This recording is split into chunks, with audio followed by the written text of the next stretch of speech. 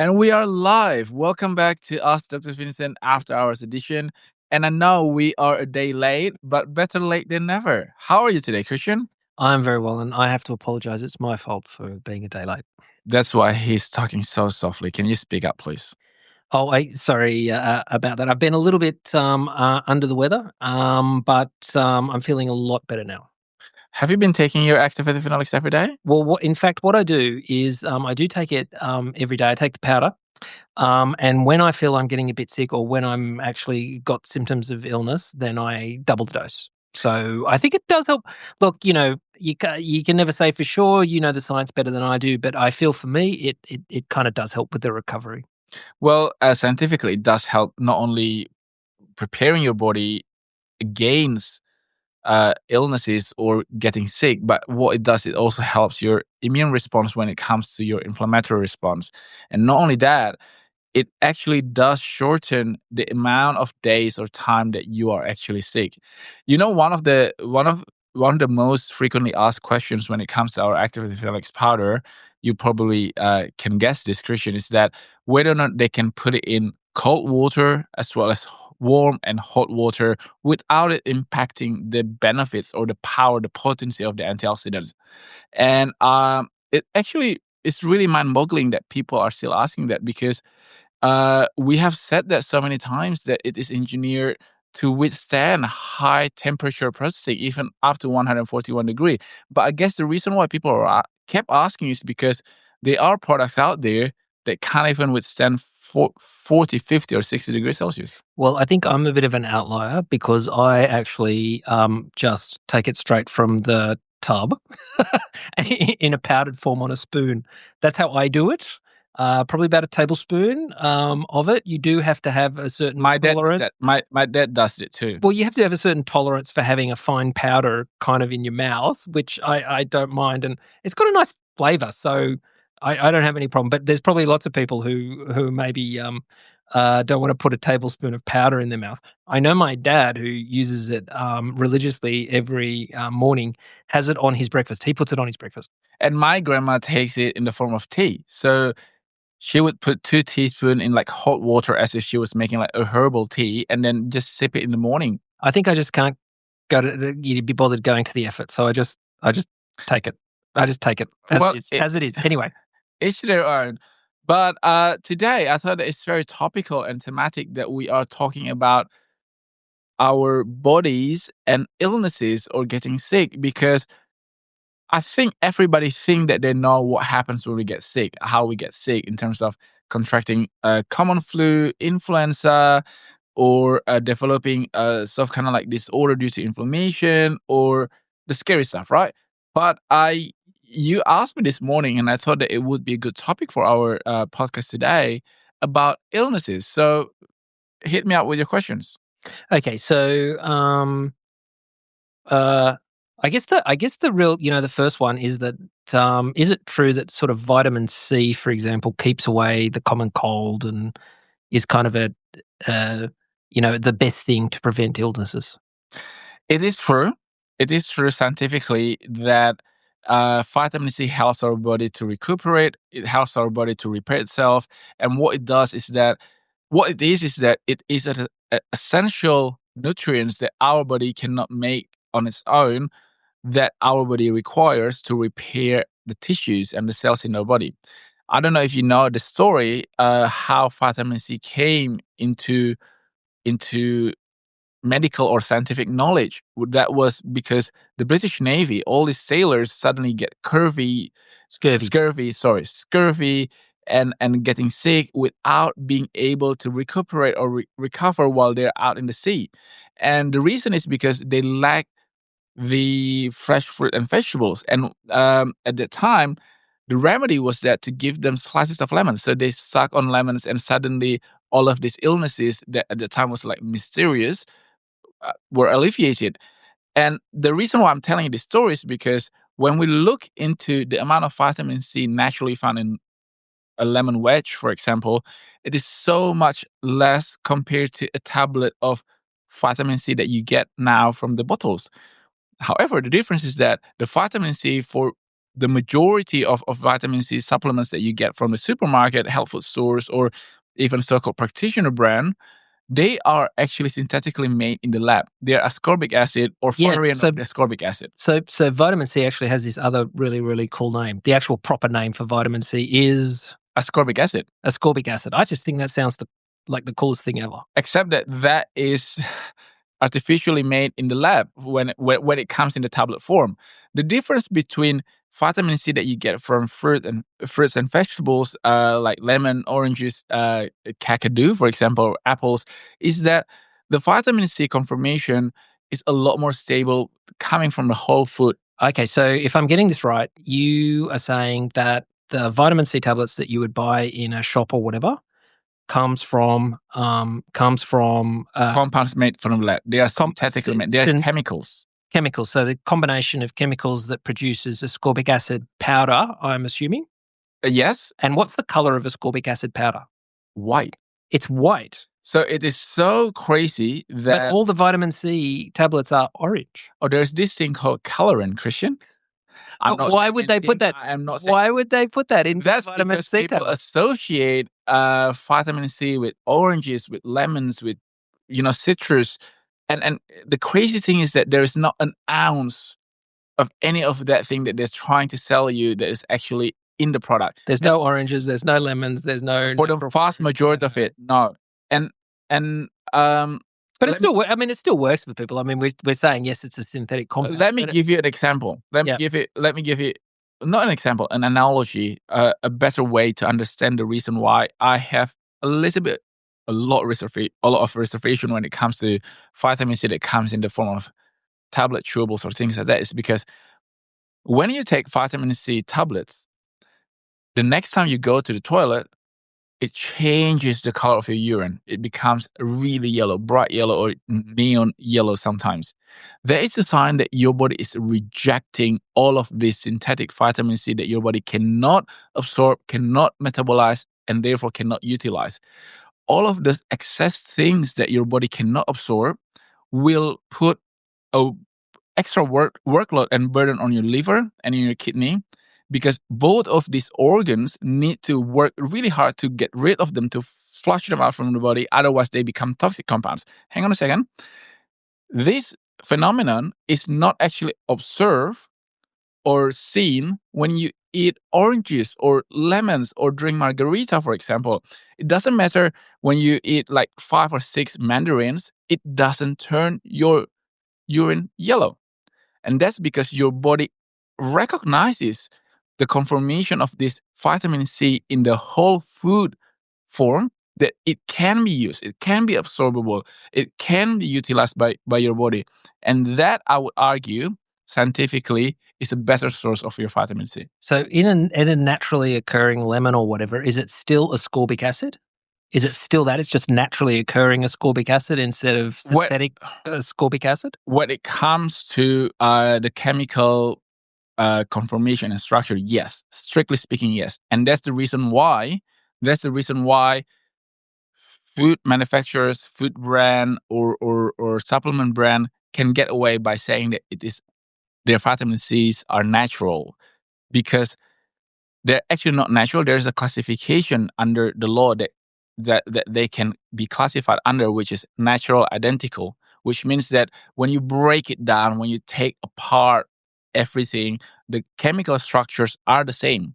However, the way that your body recognizes that is not necessarily the same. The same way that if you clone me, you get something that is biologically me, Heaven forbid, but it's not me. The world needs more Dr. Vincent. It is true. The world does definitely need more Dr. Vincent, and we have been sidetracked by vitamin C because it's been so interesting. I didn't intend for us to go off on this tangent. Well, but it's part of recovery. No, but I want to, but I want to ask, just very quickly, because people will be wondering this. Okay, so you're taking the vitamin C tablets. How many milligrams of vitamin C should you take a day? How much do you actually need? I really do believe that anywhere between, depending on your diet, but anywhere between 50 to 100 milligram of vitamin C. Gee, most of the tablets are like 1,000. 1,000. And when you go to megadose, it can go to like 5,000. That is nuts, isn't it? That is nuts, and people are wondering why. Is it dangerous? Is It that is dangerous? dangerous. It is dangerous. I was about to say that people are wondering why some research and study shows that over time, the population who take or who had been taking a lot of vitamin C supplement are higher in their risk of developing some sort of kidney issues. And that's because you're putting your kidney on overtime. Wow, I had no idea. Look, I don't take I don't take other supplements since I occasionally take vitamin D, but I don't take other supplements since obviously I was introduced to the one you invented. But I'm really surprised to hear I that. actually did not invent the supplement. I invented the technology, and Christian has always been underselling himself. You helped me commercialize this technology Yeah, yeah, okay. because when we first started, I'm not underselling myself either. But when I first started, I could comfortably make a grand total amount of 2 kilograms of this activated phenolics in the lab.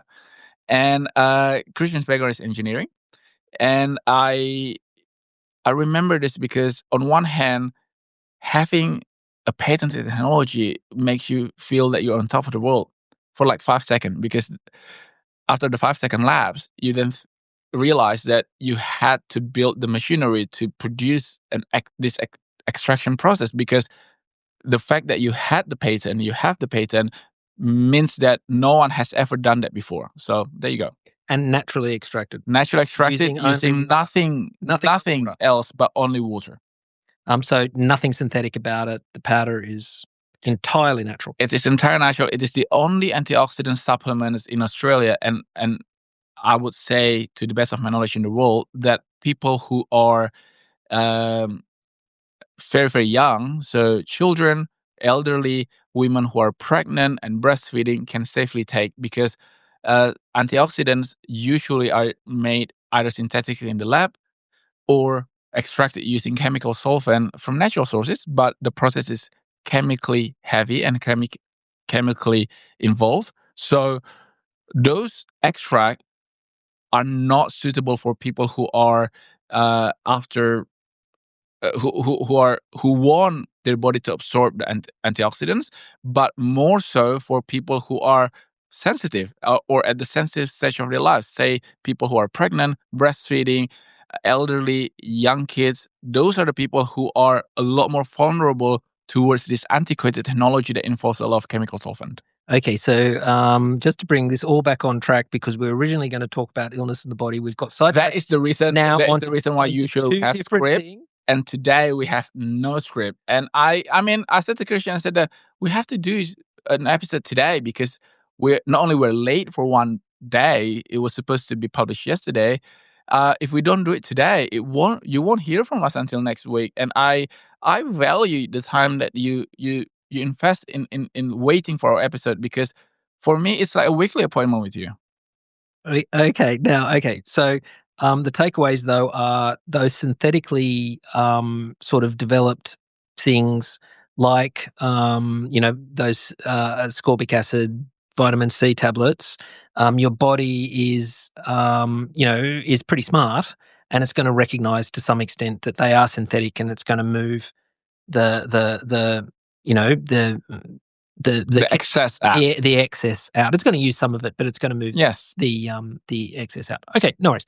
So, getting back to illness in the body, the first question is, what makes us sick? So there's this term in our body that I remember you also told me that it was quite cool. The term is homeostasis. So homeostasis means that your body is in perfect balance. It performs its duty well, performs its functions well. It shields itself from excessive inflammation. It shields itself from infection. It helps every part of the organ and tissue and system organ oxygenate it really well, delivers nutrients, convert excess nutrients into storage, and at the same time, utilizing that storage to produce heat and energy. That is our body in perfect biological balance. However, when we get sick, it really does affect the way that our body responds to stuff. Say, for example, when we are being bombarded by an invasion of bacteria or viruses, then your body has to deploy all of our immune system, has to declare war on that foreign material and send the inflammation rate to go spike up. And that is fine because that is how our body respond to this threat by foreign objects or foreign organisms. The problem is that when you are not generally healthy, for your body to pare back, to pull back from a status of war, going back into the homeostatic condition, sometimes your body fails to do that. And that's when you have chronic inflammation. The other aspect of our illness is the cause of our illness is obviously genetic. So some of us are more prone towards developing certain type of diseases, especially when it comes to degenerative diseases. I'm talking about the propensity of our genetic to, say, have cardiovascular diseases, to have higher cholesterol than other people. And whilst there is a nature aspect to this kind of diseases or disorders or illnesses, the nurture aspect also come into play because, for example, the twin experiment or the siblings experiment, just because they have the same gene of, say, for example, um, at the higher risk of developing diabetes, for example, doesn't mean that all four out of the siblings in this family will all develop a diabetic condition. Maybe the two siblings who are more active, who watch what they eat, who are being a little bit more smarter when it comes to their lifestyle choices, may not actually have this genetic predisposition being expressed in their health. But when when someone has this genetic predisposition to develop certain type of diseases and not taking steps in reducing the risk factor, that's when this genetic predisposition can manifest itself. So, in simple terms, we get sick, we get ill when our body isn't prepared to deal with something like a virus or a bacteria or a fungus, because I think funguses cause illness as well. Who would have thought there are all these tiny little mushrooms floating throughout the air that So cause problems for for people? those who don't understand the reference, that is the Last of Us reference. Well, it's not that bad yet, but Well, look at us. This is the reason why you have to keep watching and listening to our podcast because I just recently updated my Instagram bio. I updated it to Dog of All Trades because we do talk about lifestyle, we do talk about pop culture, health and wellness, and everything in between. okay, well, let's bring it back. So the body's not ready to deal with these virus, bacteria, fungus. I'm guessing also, sort of free radicals caused by the environment. So very quickly, everyone knows what a virus, bacteria, or fungus is. But what is a free radical? Just very So quickly. free radical. Let me start this again. Free radicals are basically a group of compounds that are constantly on the lookout to steal electrons from your body. They're literally toxic for our cells because they lack an electron to stabilize themselves. How do they get stabilized? They take and steal electron from our cells and therefore causing our cells to be unstable.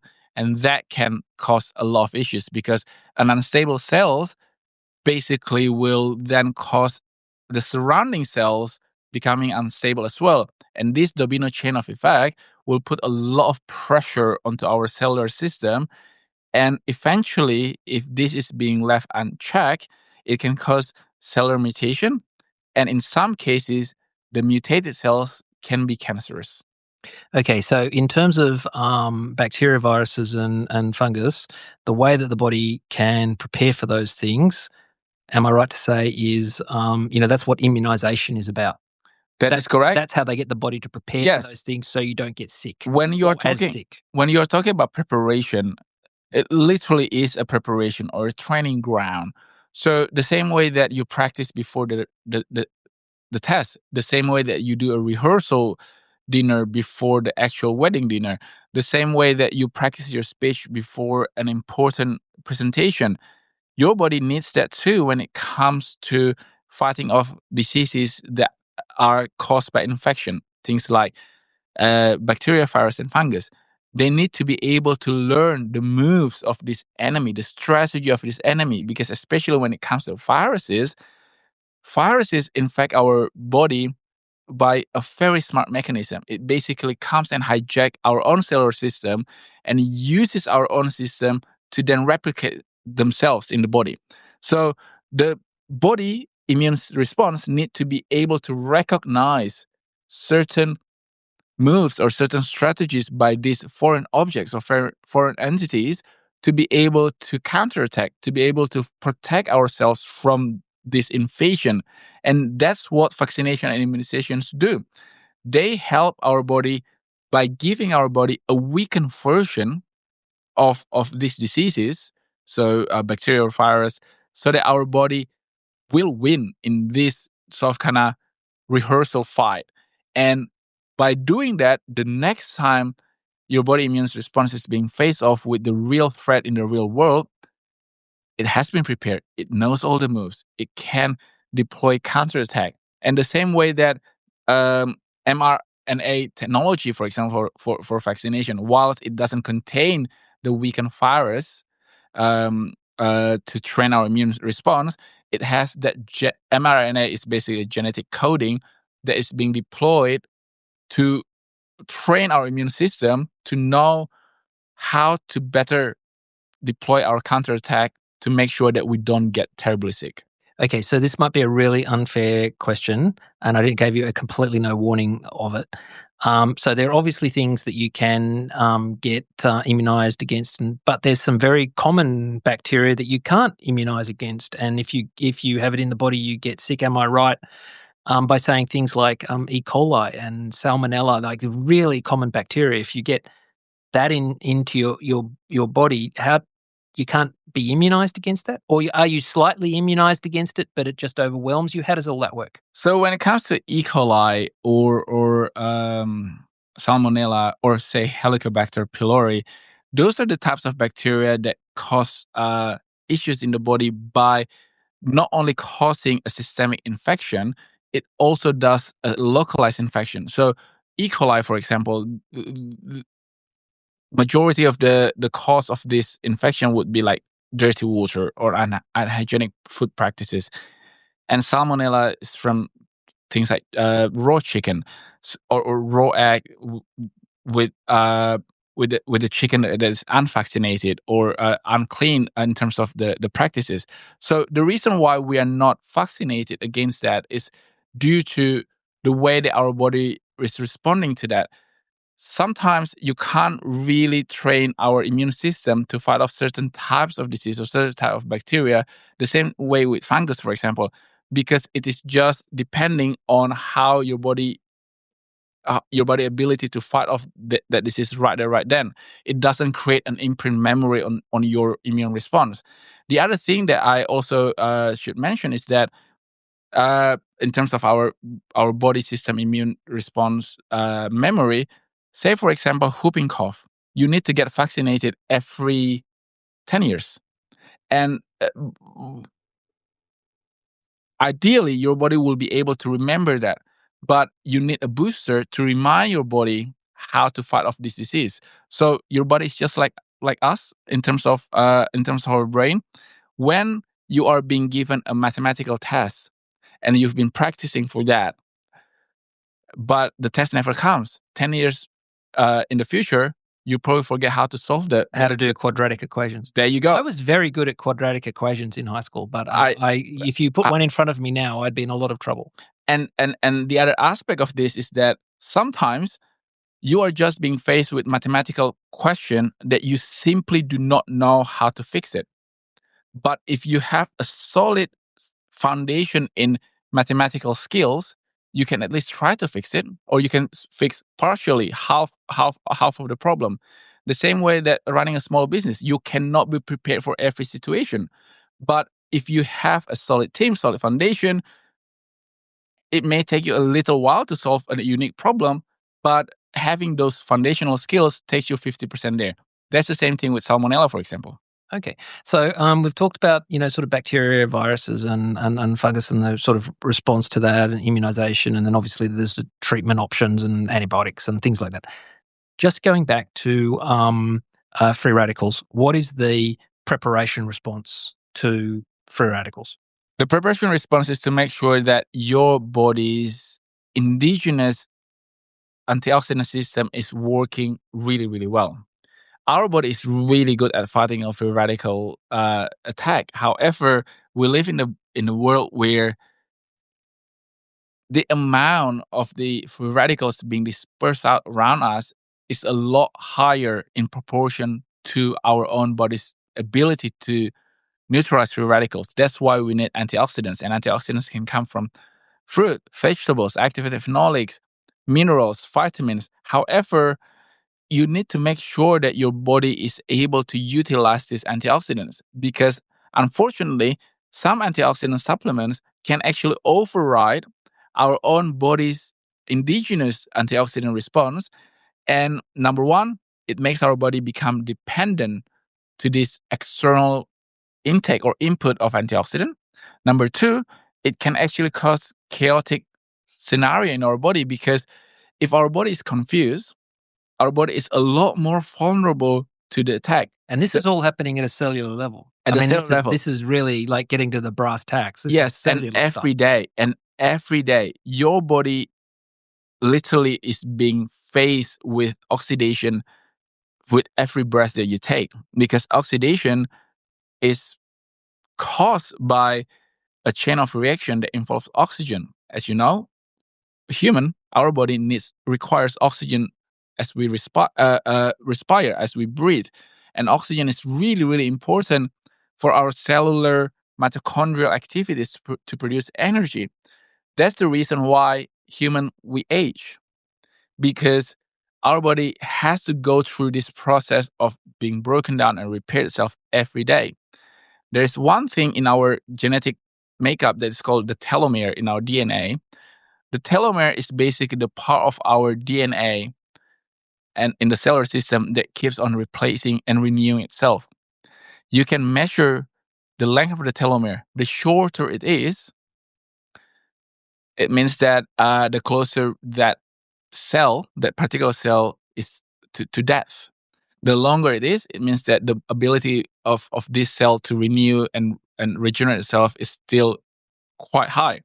The problem with some of the technology or supplements that propose that they can elongate the length of the telomere is that they seem to forget cancer cells telomeres are actually really long. That's the reason why cancer cells are so resilient and so resistant towards being killed. So I think that you need to strike a balance because you don't want to be sending the code to elongate the cells telomere. They are unhealthy because you don't want it to keep on mutating and persisting in your body. Pretty hard challenge that people are putting lots and lots of money into, a pill to make you kind of live forever, but well, there's a lot of like complications with doing that. I really do think that sure, people want to live forever, right?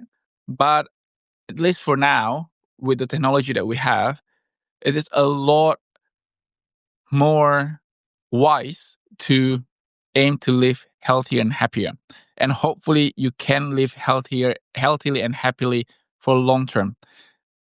The reason why I say that is just because when people are healthy people want a lot of things. They want to be beautiful, they want to be full of energy, they want to achieve their dreams, they want to do a lot with their lives. They have a lot of things that they want. In comparison, sick people only want one thing. They only want to be healthy. So I think sometimes taking a silver bullet pill or taking an injection or doing this fancy exercise are much more appealing to these people when it comes to making themselves healthy or having longevity. However, a lot of these meaningful changes are actually rooted in little things that you do every day. Because if you don't want to invest in your health while you're healthy, life will force you to pay attention to your health because when you get sick, you will do anything to get better. So, in fact, what you're better to do is prepare your body for the challenges that I guess it faces just walking around and breathing and the rest of it. And in terms of free radicals, it's a really, good quality, synergistic, Broad spectrum. broad spectrum, absorbable antioxidant. I agree, and I always say this, right? Like, I am a man of science. I believe in scientific breakthrough. I believe in medical technology. I believe in cutting edge treatments when it comes to diseases. However, in my opinion, the best form of treatment is prevention. Okay, so we've talked about preventing getting sick from those various things. What actually happens to your body when you're ill? Is it kind of a universal thing that happens regardless of what the illness is, or what happens? When it comes to fever, yes. When it comes to so fever is not a disease. Fever is a symptom when your body immune response is activated.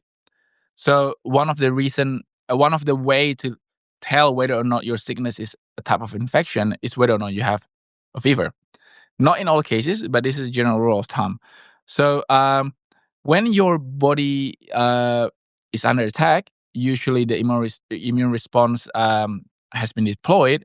It elevates your temperature, giving you a fever temperature, elevate your body temperature, and it is considered, you know, depending on the degree, fever, high fever, uh, or mild fever, and then your body then get inflamed. In the short term, that's good because an acute inflammation is a way for our body to kill off diseases, to kill off viruses and bacteria. That's basically our body firing off all of this fire. What we don't want is that post war, our body's immune response still thinking that they're under attack, that then turn into chronic inflammation. The difference between, this is what we call recovery. The difference between healthy people getting sick and sick people getting sicker is this recovery process. For healthy body, biologically, broadly speaking, this immune response can be switched on and switched off quite easily. But when people are already unhealthy and they get sick, the body is already overwhelmed and thinking that this is another thing that I have to deal with. And it is basically saying to itself that, okay, I'll just be at war at all time. So what's the deal with, like, sometimes, and it always happens on a Friday, you end up, getting sick, you end up spending, It all really is day. after hour. I think we're running out of battery We for run out of lighting, batteries but for our light. Uh, you end up, being in bed all of Saturday, and then, lo and behold, Sunday about 4 o'clock, you feel completely fine again for work the next day, sort of thing. Why are some illnesses like that, like, really quick, and then other illnesses, like, you might end up having a cough for like 2 months or 3 months that no one can explain? it is just the nature of different types of infection. Sometimes the incubation period is also very important in terms of the length of disease. Sometimes it's how your body. There you go. There you go. There's a cough. Sometimes it's just how your body is responding to it and how it recuperates and recover post disease, and things like, say for example, after a flu attack or a common cold attack, there's this thing called postnasal drip. It is not necessarily a part of the infection, but it happens when infection happens. When people can recover really quickly, this postnasal drip stops almost immediately after the infection has been resolved. And that doesn't then cause prolonged cough or inflammatory reaction in your throat and nasal airway system. But for people who are not recovering as quickly, this postnasal drip can linger for, I don't know, up to 6 weeks, even in some cases. And that causes like your throat to be inflamed, and then you are confusing, which is confusing because sometimes people still associate that it's still infection, but it could be just well, it could well just be inflammation. And the other thing also is that depending on how the viruses or the bacteria are attacking your body, obviously, if your body is less prepared to fight this infection off, it means that the damage caused by this invasion would be a lot more severe compared to when your body is prepared. And that determines the amount of time that your body needs to recover. So just say that if your body is like a town, right? Like in a superhero movie, the more damage that it's being done to the buildings and everything, the longer it takes for you to rebuild it. And that's your recovery period. That's the reason why when healthy people get sick, in a lot of cases, the recovery period is shorter because there are less things to fix. Was their body more prepared to deal with the bacteria, whatever it was, than other people who maybe aren't as healthy? Yes, and when I say about healthy people and unhealthy people, broadly speaking, 80% of it is about inflammation. If your body is already inflamed and it then get infected, your body is already not ready to fight off diseases and let alone having to repair itself. That's the reason why healthy people can deal with illnesses a lot better compared to people who lead an unhealthy lifestyle. In most cases, healthy people will have their inflammation rate managed well. Unhealthy people or people who lead an unhealthy lifestyle, when they eat a lot of ultra processed food, when they don't drink enough water, when they don't move, they don't have a good circulatory system, their body is already undergoing inflammation. And it's a lot easier for a virus or bacteria invasion to take your body off balance when it's already inflamed. Okay, so I'm having a salad tonight for dinner. I have a really good salad recipe, by the way. Okay, we'll put that up on the website or Instagram. So, obviously, when you are ill, like in the middle of the illness and the rest of it, you go to the doctor, you get the pharmaceutical treatment that you need, and that's very important. But maybe what are the tips for dealing with recovery, and when do you start? Like, when do you start trying to deal with sort of recovery? Is it as soon as you can kind of pick yourself up out of bed and that sort of stuff? I mean, yeah. Aside from taking antibiotics or obviously a specialized treatment, if your doctor prescribed them, three things: you rest, meaning that you sleep, you drink plenty of water, and you eat. Things like, say, for example, a common cold or virus infection, that really puts your body in a lot of strain in the way that you need to eat a simple carbohydrate, for example, or sugary stuff. But you don't feel like it because sometimes. Like, you don't want to eat sometimes when you sort of. that is very true. However, when you can eat and when you want to eat, please do, because your body needs energy to fight off this infection.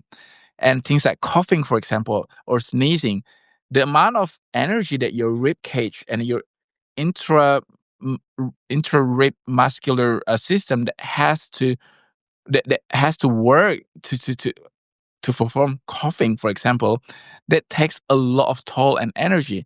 So when you can eat, please do eat. Um, that's the reason why people say that, I'll make you soup because it's easily digestible. It is usually packed with broth, bone broth or chicken broth. It is packed with minerals from salt and herbs and everything. It has good protein like chicken, and it also is hydrating because it is in the form of soup. So all of these things that we learn from the past is not just old wives' tale. There's some science rooted in it. And while we're on the virus infection and stuff like that, just to answer your question in full circle, one other example of things that we can't seem to just have a vaccination that lasts long is flu vaccine, for example, flu viruses. And the reason is because influenza or flu viruses mutate every season. And while you might be prepared or you might be trained for certain type of strains, the next strain may knock you off because you've never faced it before. And the same way that when people move countries, so say for example from Australia to United States or vice versa, or to London, they may not be, even though they're vaccinated here, they may not be able. So your body's not prepared for Yeah, that for that environment, type bacteria and of strange. Yes. viruses, and that what we were talking about before in terms of like preparation. So maybe what the message is there, before you go on holidays, especially if you're going overseas, make sure you're eating healthy before you go. So Yes, and you're preparing yourself. talk to your GP, because a lot of times, say if you go to some places that require certain types of vaccination, uh, please do get it, because whilst those diseases are not an issue here in Australia because we have collective immunity, because probably a majority of the population have been vaccinated against that kind of disease, that type of disease, maybe the place that you are going to not have that kind of a collective immunity. Okay, so I just want to stick with recovery because you get if you've done preparation, you give yourself the lowest chance, obviously, of getting sick. But you do get sick, so it happens. I don't know, once a year to me or something like that. Sometimes I'll go a couple of years without getting too ill or whatever. But I guess I'm pretty fortunate, but maybe typical. In recovery, what are the foods and beverages to avoid? Alcohol, So no alcohol in recovery. yes, and something that is too diuretic. So things like soda, coffee, tea. I know that I know that in some cases it actually helps you to feel good, especially if you have like sore throat. It helps to soothe your throat. But make sure that you drink water as well, because water is the A best lot of source. people drink tea while they're ill and getting recovery and into recovery. Like tea's like a thing that your Because it's grandma warm, would it's say. soothing. Okay, but what you'd be better to actually just be having warm Warm water or water, warm water something. works. Okay. Uh, and if you do want to drink tea, maybe herbal tea with honey rather than your English breakfast tea. Um, Fruit and vegetables is very, very important. Have good healthy fat, so avocado. You should eat avocados in your recovery stage. Um, Not necessarily have to be avocado, but you need to supply your body with good fat. So what does good fats come from? So nuts, seeds, avocado. They're one of the eggs. Those are the examples of food items that supply you with good amount of fat, but not necessarily saturated fat. How about like chocolate? Because everyone wants to know that. If it makes you feel good, maybe in moderation. It's But not it doesn't something. help with your recovery. It's not something that necessarily helps you physically.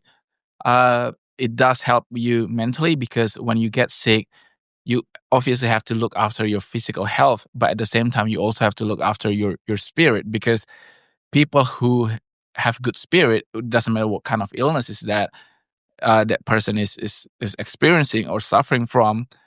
Maintaining a good spirit is always really, really good, because by maintaining a good spirit, you are reducing the amount of stress hormone and adrenaline that your body is flooding itself with. And because remember, the body is physically is in the fight and flight or flight mode. Anything that you can do to reduce that additional stress level is very important. And I'm guessing also you might want to avoid what things that could potentially introduce additional stress on the body. Would you avoid something like a salad or something? Would you want to just be eating cooked food, or what's That your that is correct. Like things like uncooked food, sashimi. If you do know that your immune system is not on the top of its game, if you know that your digestion is not 100%, don't be fancy and complicated while you're like fighting off these diseases. Well, I remember as a child, if you were ever sick or in recovery or whatever, you'd get Sayos and Vegemite. You probably don't even know what a Sayo is. No. It's like this water cracker type thing. It's got absolutely no taste or flavor, but you know, it's what you ate when you were sick. I don't know if that happens anymore. I don't Well, eat if you Sayos know what personally. SEO is, please do send me a picture of it. I guess I can Google it, but it's always good to have you be interactive and engaging with our content. But it has been a really good conversation. I do think that we need to stop now because we don't even have lights. But I didn't want to stop you mid question because it is called Ask Dr. Vincent anyway. Um, but It's really good to say hello to you. Have a great weekend, and I will see you hopefully next week. Bye bye.